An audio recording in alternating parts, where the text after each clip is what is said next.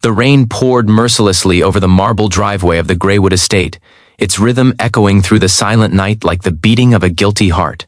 Ethan Greywood, dressed in worn jeans and a faded hoodie, stood outside his own mansion, the home he had built from nothing but ambition and pain, and hesitated to enter. The gates had not recognized him this time. Neither did the guards nor the staff inside, who thought the new maintenance worker was just another hire from a cleaning agency. No one knew that the man walking quietly through the grand halls was the billionaire owner himself, a man trying to rediscover the meaning of life beneath the layers of wealth, lies, and loneliness that success had buried him under. But tonight, something was different. The air inside felt heavier, the once gleaming chandelier lights shimmered faintly, and an eerie stillness surrounded the house that used to buzz with laughter and music. Ethan's heart clenched as he stepped inside the vast living room, now cold and silent. That's when he heard it. Soft, muffled sobs echoing down the corridor leading to the staff quarters. If you believe in kindness, second chances, and the idea that true hearts can heal even the deepest pain, please like, comment, share, and subscribe to this channel right now. Your support helps us spread stories that remind people of the power of compassion. Ethan followed the sound quietly, his footsteps careful on the marble floor. As he turned the corner, he froze. Sitting on the floor beside a mop bucket was a young woman, the maid, Clara. Her shoulders trembled as she tried to stifle her tears, clutching something in her hand, a small locket, old and worn. Her uniform was soaked from cleaning, her hair falling loose around her face. She didn't see him at first. She was too lost in her pain, whispering broken words into the dim air. "I didn't mean to. I just wanted to keep my job. I can't lose it now," she murmured. Ethan stood still, his throat tightening.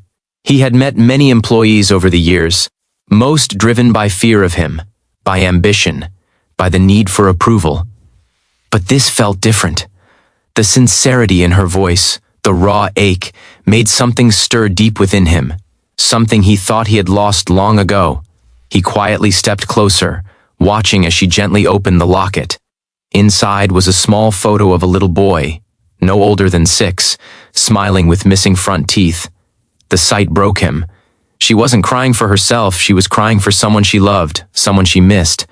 That night, Ethan couldn't sleep. He lay on the small bed in the servants' quarters. His disguise had forced him to live like one of his staff, and the sound of her sobs replayed in his mind. He had gone undercover weeks ago, wanting to see how his mansion truly operated when no one knew the boss was watching. He wanted honesty, not fake smiles. But what he found was something far more personal, a reminder that his wealth could never buy the humanity he had lost along the way. Over the next few days, he watched Clara silently. She arrived early, worked the hardest, and smiled at others even when her own eyes were red from crying. When food was short in the staff kitchen, she shared her own portion. When another maid accidentally broke a vase, she took the blame and the pay deduction without complaint. She carried a quiet strength, the kind only born from survival. Ethan learned from the others that Clara was a single mother. Her husband had died in a factory fire, leaving her with debts and a son battling a heart condition.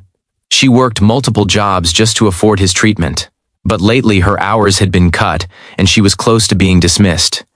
The new supervisor, unaware of who Ethan truly was, treated her harshly, accusing her of stealing cleaning supplies.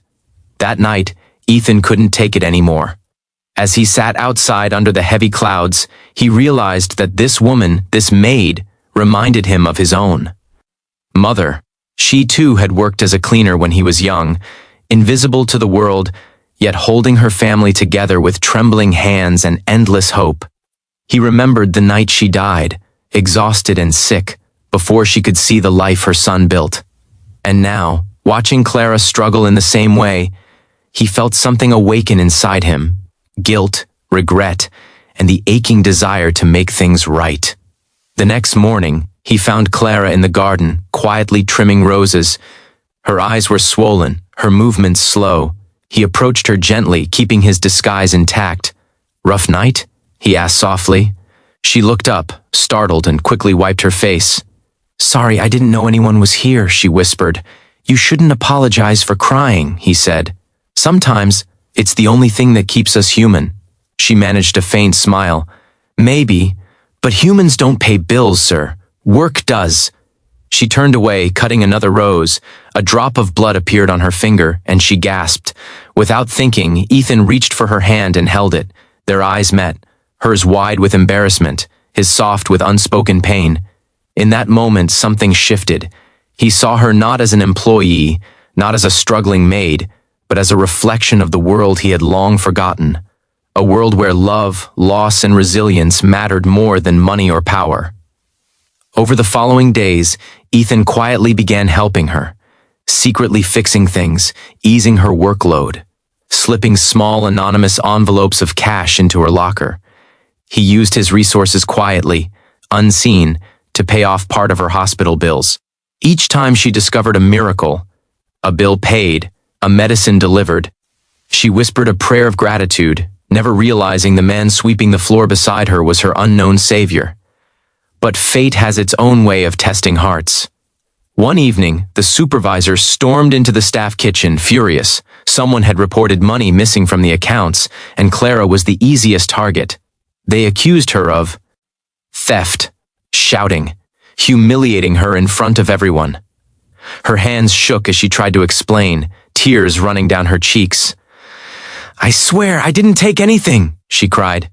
Ethan's chest burned with anger, but he couldn't reveal himself yet.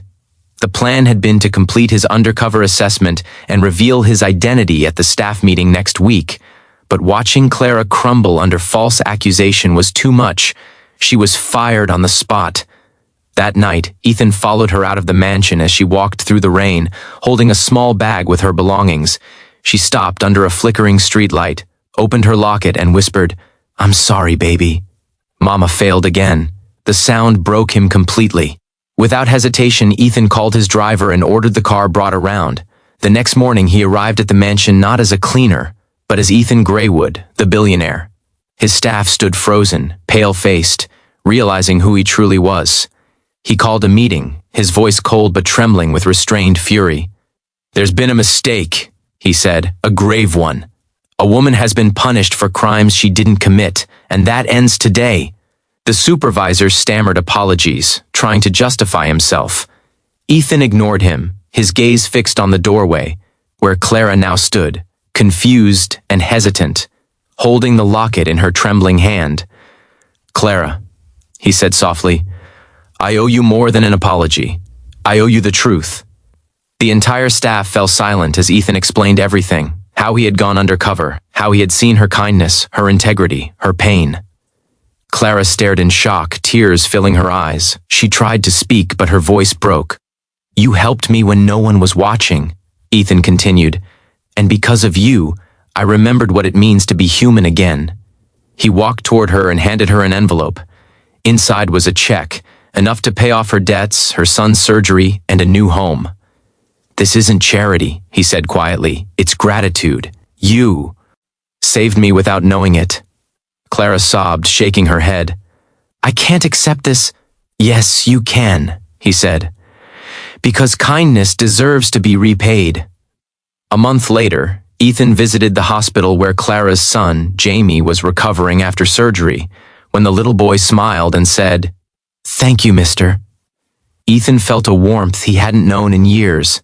He realized that sometimes the richest people aren't those with money, but those who still carry love in their hearts despite their pain. The Graywood mansion changed after that. Ethan restructured his staff system, raising wages, adding benefits, and creating scholarships for their children. He visited the staff quarters often, no longer as an employer watching from above, but as a man who finally understood the value of humility. And Clara, she stayed, not as a maid, but as the new head of household operations, a respected and loved member of the Graywood family. She found dignity again, and in her smile, Ethan found the peace he had been searching for all along.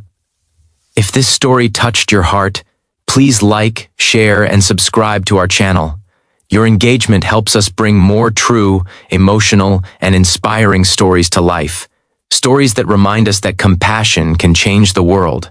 Before you go, let us know in the comments, do you believe one act of kindness can change someone's entire life? Because sometimes It's not wealth or power that transforms the world. It's a simple moment of kindness, witnessed by the right heart at the right time.